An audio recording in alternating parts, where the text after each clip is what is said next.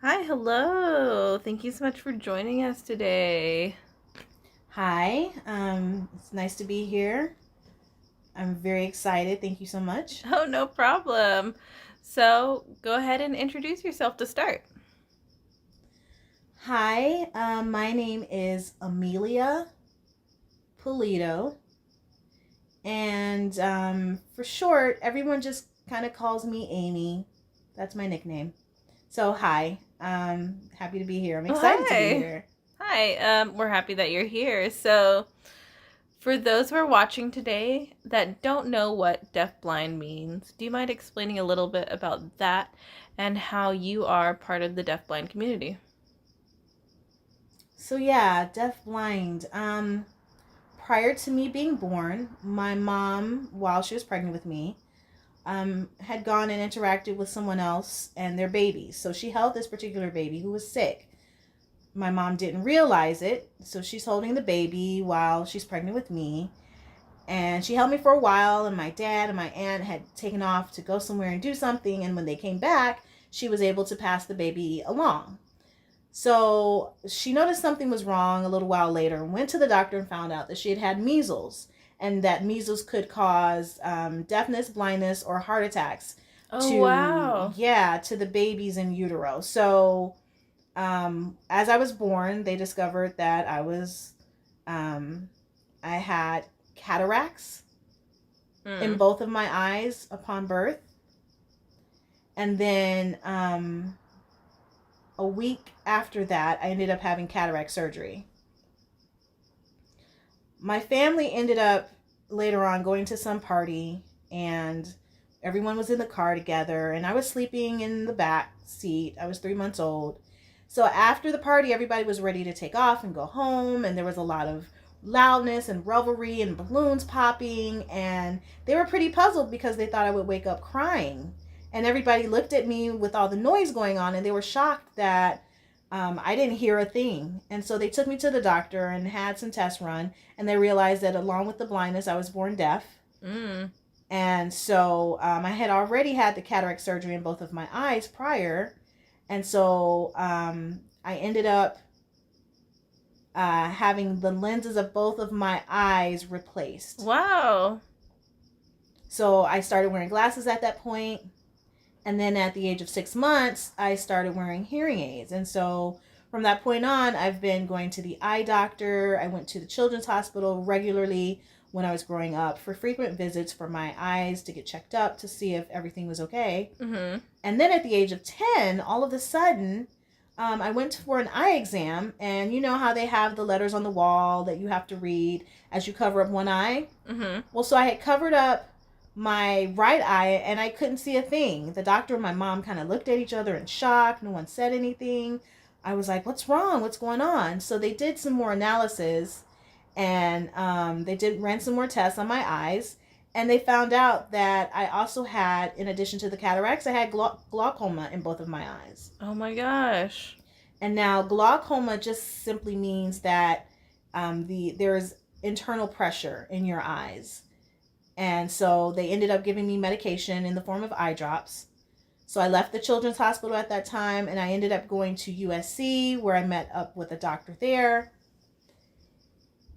And I ended up having eye surgery. And most of my surgeries have been on my left eye over time.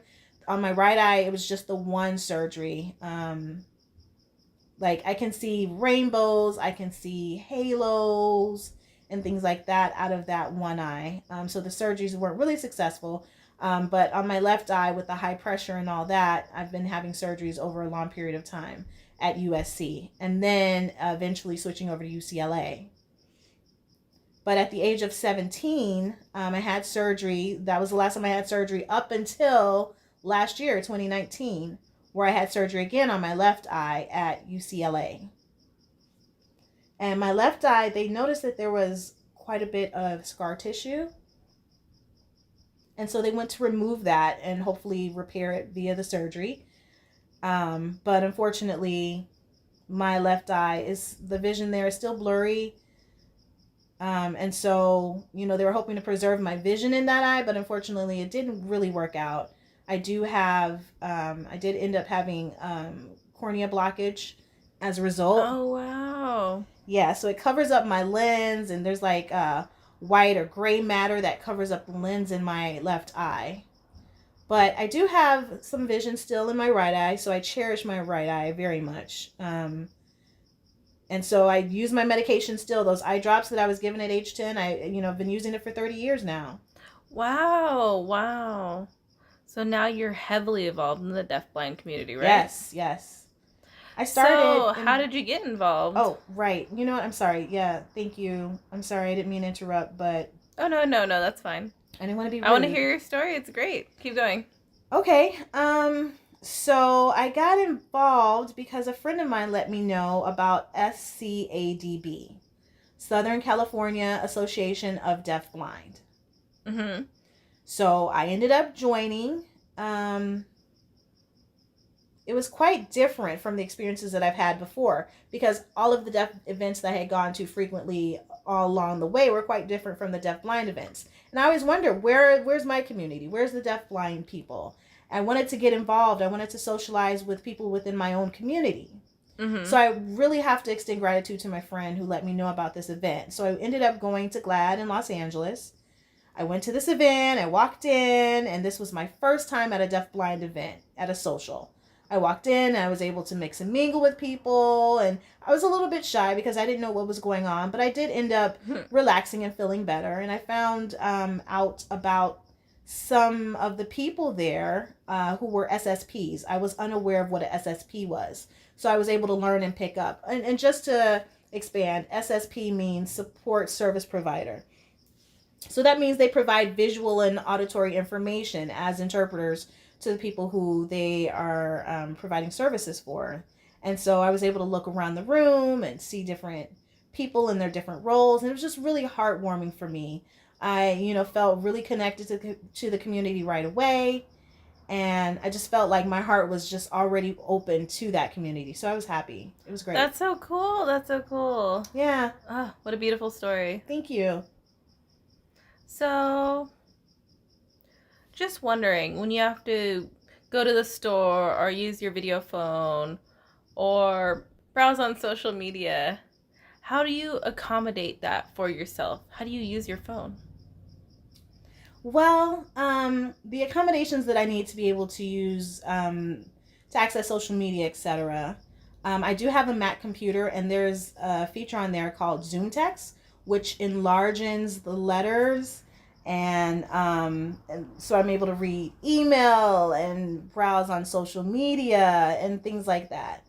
And so I'm also able to type with the letters on the keyboard are also enlarged. Oh, cool. That's dope. Yeah, and also already in the iPhone and already in the iPad, there's a feature that enlarges the letters to make them easier to read. What about on your video phone? Yes, my video phone, my VP. I see you quite clearly. You're great. For example, let's just say you were to be seated with the light coming from behind you. I wouldn't be able to see you clearly. So it would be, I would have to reverse it where the light is coming from in front of you that illuminates you much better. I'm able to see you. So I would just let you know the accommodations, how you would be able to switch it up so I could see more comfortably. Right. But yeah, that's how I use the video phone, the VP, the FaceTime features, and now, as we're speaking, using Zoom also. Mm-hmm. And so every time that I head out to a store, sometimes I can't read to see what the labels are for things that I'm looking at. I use the magnifying glass that's in my iPhone. That really helps with that. Oh, cool. It's already a feature that's included in that. And also, let's say I go to a Mexican restaurant or a fast food place. A lot of times they'll have the menu up on the wall that I'm not able to read that far away. So I'll just take a picture and enlarge it, and then I can show them exactly what I want to place my order. So if I go to a restaurant and that they have the menu that I'm able to read, on the table, I can pick that up and read it just fine. But sometimes restaurants tend to be dimly lit in the dining rooms. So yeah, I just pick up my phone, and it has the flashlight feature that I'm able to use to illuminate the menu. I can read it, take a picture, order it that way. That seems pretty easy the way you describe it. Yeah, it's great. Thank you. So I do have 2 questions. There are deaf-sighted individuals and hearing-sighted individuals.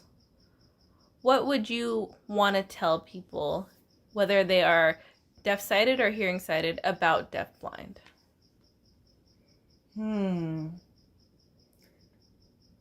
Deaf and hearing people.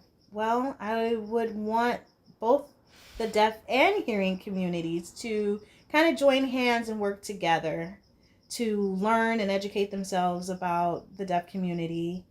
For everyone, deaf and hearing, to learn about the deaf-blind community so that they could learn how to communicate with us using protactile or using close vision, so that they wouldn't be afraid or intimidated to reach out to the deafblind community, and that they could learn to accept the deafblind community, who we are, accept us, to show respect to each other, and to just kind of get along and communicate and learn how to resolve issues.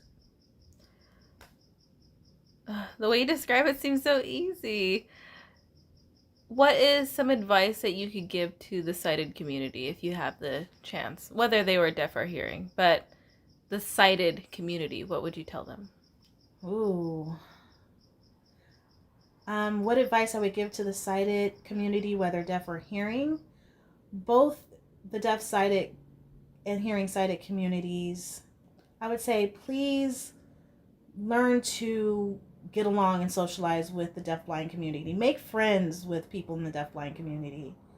And continue to just, if someone reaches out and says they need help, for example, if they're in the grocery store, at the bank, or perhaps shopping for clothes, and they're out and about, most of the time a person who's deaf blind has to end up staying home and being isolated. So, it's for the sake of our health. And so, we need to communicate with one another. And during this particular time of coronavirus, it's really difficult. It's really challenging to get information. Deafblind people are kind of left out of the loop and kind of grasping at straws. And so now, with SSPs not being as readily available, there are some people who are deafblind who fortunately have family, have friends who are ready, who are there and able to support them and whatever it is that they need, whether it be food and grocery shopping, just different things that a deafblind person might need in case of an emergency, or interpreting or scheduling doctor's appointments. Things like that are particularly difficult this year because of corona. We really want coronavirus just to go away. So, how do you adjust to that? Well, my question is, what do you do? Do you actually stay home in quarantine where you have to social distance away from everybody? How do you deal with that? So yeah, I just kind of stay home and watch TV. I watch the news, and I see that coronavirus is still on the rise. And yeah, I do have family and I have friends that I can visit. But one thing, that I use is FaceTime and text. And so we don't want to harm each other, but we do miss our loved ones. And I, want to reach out to friends and family. I would like to go visit them, or have them come visit me in my home also. Yeah, that would be good. Yeah, and so there's not much, but I know safety is a priority. Right. And, wearing masks, of course.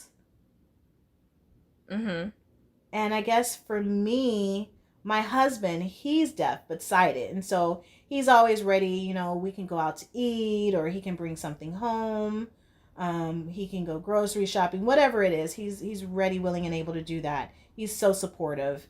And we really do just support each other, and it works out great that way. Oh, you guys are such a cute couple. Oh, thank you. Wow.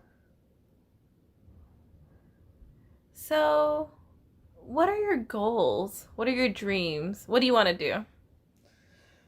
Oh, my goals. I don't know yet. I haven't decided.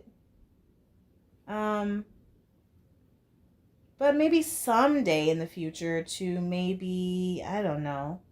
I don't know. I haven't really figured out what I want to accomplish. Well, I believe you can accomplish whatever you want to do. Yeah, but in the future for myself, I think I've decided that I want to, I don't know. I want to somehow write a book. Oh, wow. Yeah, maybe. I don't know. We'll see. I think that'd be a good idea. We'll see what happens in the future, you know? I can envision that. Oh, I'd like that for you. Yeah. I do have one last question. During 2020, what has it taught you? Oh boy. This year, I feel like this year, you know, has been completely abnormal. 2020 with COVID-19 has been quite tough. Just me staying home and being on lockdown. Wow, it's has not been easy. And so I'm just continuing to think positive, staying at home, being safe, washing my hands, which I do all the time, and using like antibacterial wipes and hand sanitizer, using that a lot, keeping everything clean. I do take vitamins. Mm-hmm. You know, try to build up my immunity and protect myself. And now with coronavirus on the rise again, you know, and the wildfires also going on, oh my gosh, it's been just horrible. So luckily we are wearing masks because it serves a dual-fold purpose of protecting us against coronavirus as well as protecting us from the wildfires and the smoke and the ash that are out there in the air, so we don't inhale all that. So it serves the dual purpose of that. You know, we're able to breathe in air that's a little bit filtered to take care of our bodies. Right. So basically, I just stay safe. I stay in. It's just been really tough. This is a tough year. I'm sure we've been learning a lot about fires and viruses and how to prevent them.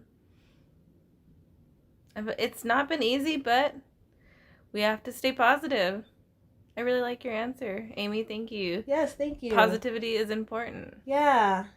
For example, I visited a friend's home, and that day was particularly hot because this friend's home was located in Indio. Oh, wow. So this friend has a pool at home, so we swam and we ate and we enjoyed ourselves. That friend I hadn't been able to catch up with in the longest time, so we really used that opportunity to catch up with each other. And so my friend said, hey, don't worry, think positive, you're going to go home and everything's going to be fine. So I came back home and nothing happened to me. I didn't have coronavirus. My friend, nothing happened to them. They didn't have coronavirus. So nothing happened. It worked out great. That positive thinking really worked out for us. So I feel much better now. Yeah, I'm happy to see that. Yeah, and also as far as this year goes, I really miss the deaf-blind friends that I made, socializing with people in the community, all the SCADB events, as well as the other deaf-blind socials and activities, having access to new things that have been going on even last year that had started off as far as the Communication Access Solutions, CAS. Right. So they have goals for developing a new SSP program. That's awesome. Yeah. Thank you for sharing. Yeah, thank you. You're welcome. So have a great day, Amy. You do as well. And you take care of yourself. Oh, thank you.